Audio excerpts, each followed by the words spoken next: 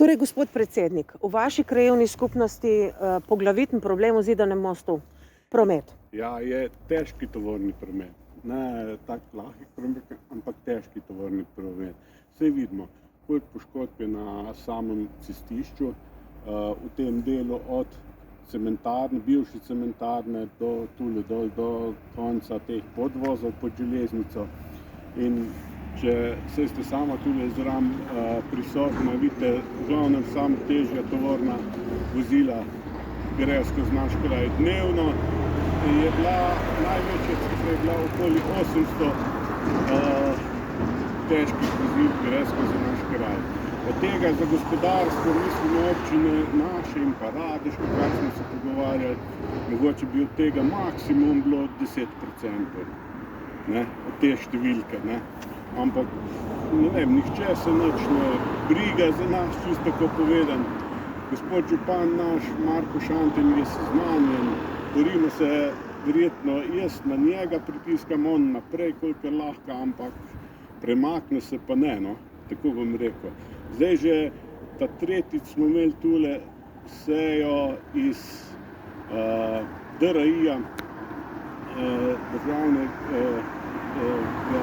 tega za ceste, ampak vsi poznajo problem, če smo na samem kraju, če se samo obrnemo, vidimo že osnovo, kako je samo en prehod za pešce, kateri je označen, kako stoji znak in pa kam naprej vodi. Čez ta pločnik do postaje. Tule gor je 50 metrov, nimamo pločnika, kar je prostora je dovolj z leve in desne strani, ampak ni posluha. Kako bo to šlo naprej, ne vem, verjetno se bomo mogli uporabljati kako državno nepokorščino, kar sem jaz zelo proti temu, ampak drugače verjetno ne bomo dosegli nič. Torej, ta sestanek z državnim vrhom, bi rekli, ne, ker je bila tudi gospa ministrica prisotna, ni rodil sadov to zadev, no? Ja, jaz mislim, da ne, ker v glavnem smo se pogovarjali o tretji razvojni osi, ne.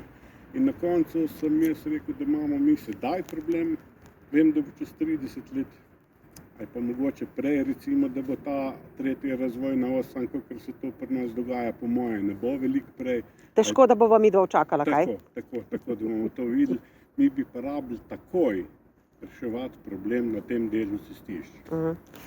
Kakšne kratkoročne rešitve vi predlagate? Vi živite tukaj, vi vsak dan se srečujete s temi težavami? Jaz mislim, da z minimalnimi stroški bi tukaj 2 pločnika lahko uredili od samega tega parkirišča pa do železniške postaje in pa talne označke ter pa prepoved do takih kamionov, ki se nama stojijo. To bi mogla policija bolj striktno izvajati. Ne vem, nadzor, ne vem, no, kako naj vam še povem. Glejte, dnevno tule proti Hrastniku zapeljeta 2 do 3 tovornjaki, prikoličarji ali tele vlačilci, pa so jasno znaki postavljeni. Jaz ne vem, kak ljudje to tudi upravljajo, ne.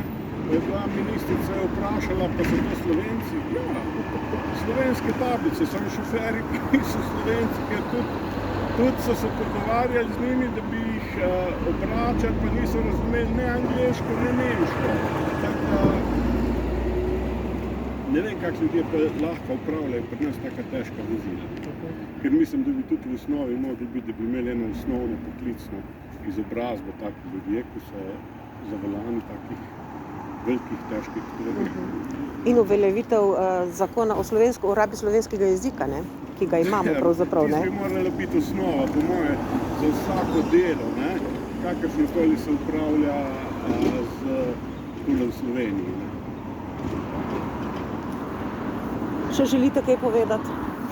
Ne, jaz bi sam rad, da bi se to nekako prišli res odgovorni ljudje, da bi se te male stvari, jaz mislim, da to ni na vse, čeprav danes je res zelo visoki stroški se postavljajo za kakšne taka dela, ampak jaz mislim, da neki bi se dali to narediti z bolj malo denarja.